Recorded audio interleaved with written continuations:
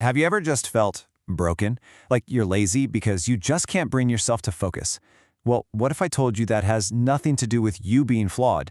It's actually your brain's ancient seeking system, and right now, it's just starving for the curiosity it was literally built for. All right, let's just get right into it, because this one is, well, it's a feeling I think we all know. You sit down, you have something important to do, and your brain just says, nope. But the second you pick up your phone, bam, you're sucked in for hours. What is going on there? So here's how we're going to break it down. First, we'll talk about the dopamine dilemma. Then, how our brains get hijacked. We'll look at the dream job trap, why boredom is actually a feature, and finally, how to take back control. Okay, to really get to the bottom of this whole disengagement thing, we need to meet the main character in this story. It's a tiny little chemical in your brain, and its name is dopamine.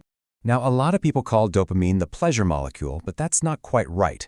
Think of it as the motivation molecule. It's not the feeling of eating the cookie, it's the craving that gets you off the couch to go find it. It's the fuel for your brain's seeking system, and it's always on the hunt for a reward, kind of like a heat-seeking missile.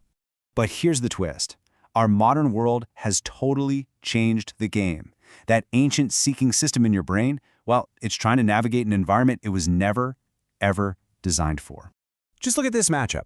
On one side, you've got this endless fire hose of dopamine from social media. It's an all-you-can-eat buffet. Every single swipe is something new, something shocking, something funny. It's instant, it's effortless. And on the other side, you've got work. The reward is way off in the future, it takes a ton of effort, and it's slow. Your brain looks at these two options, and honestly, deep work just doesn't stand a chance.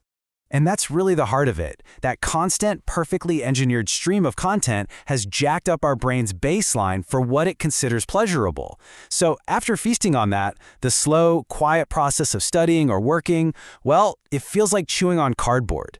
It's just not exciting enough for your seeking system to even bother. So you might be thinking, okay, I get it. The solution must be to find a super exciting dream job, right? Well, the data shows that the reality is often the complete opposite. Let me show you why. This is where it gets really interesting. You've got these exciting industries, tech, gaming, fashion. The thing is, they know people are dying to work for them, so they can often get away with lower pay, crazy hours, and a high-pressure culture. Meanwhile, a supposedly boring company, they might have to offer much better pay and a healthier culture just to attract talent.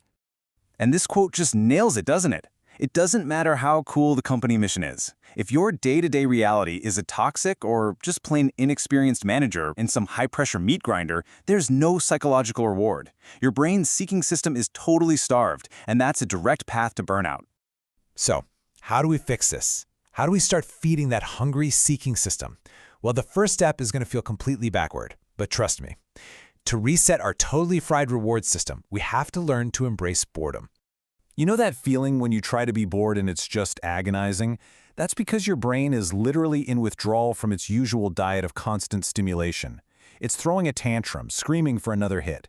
But that discomfort, that's actually how you know the reset is working. You're giving your seeking system a chance to recalibrate to normal. Okay, so lowering that dopamine baseline is just the first part of the equation. Once you start to reset your system, you can actively start making things like work and studying feel genuinely more rewarding for your brain. We're not talking about some week-long silent retreat here. This is about small, daily practices. Just sit with your own thoughts, stare out a window. These little doses of quiet will gradually lower that stimulation baseline, and that's what makes simpler things, like reading a book, start to feel rewarding again to your seeking system. Think of these as little brain hacks. You're re-engineering your work to give your seeking system those little dopamine hits it craves. Checking off a tiny task on a list, that's a reward. The Pomodoro technique turns a marathon into a series of short sprints with a finish line. That aha moment when you explain something out loud, that's literally your brain rewarding itself for learning. You're turning a giant, scary mountain into a series of small, satisfying steps. So here's the big takeaway. Once you understand how your brain is actually wired, you can stop chasing this myth of the dream job. You can start looking for something that's actually way more valuable. A job with good managers, fair expectations, and the mental space to actually feel rewarded for what you do. So, the next time you feel that pull to procrastinate, the next time you feel disengaged, don't beat yourself up. Don't see it as a personal failure. See it for what it is, a signal. It's your brain's ancient seeking system telling you it needs more. It needs novelty, it needs challenge, it needs to understand. It's not a bug, It's a feature of being human.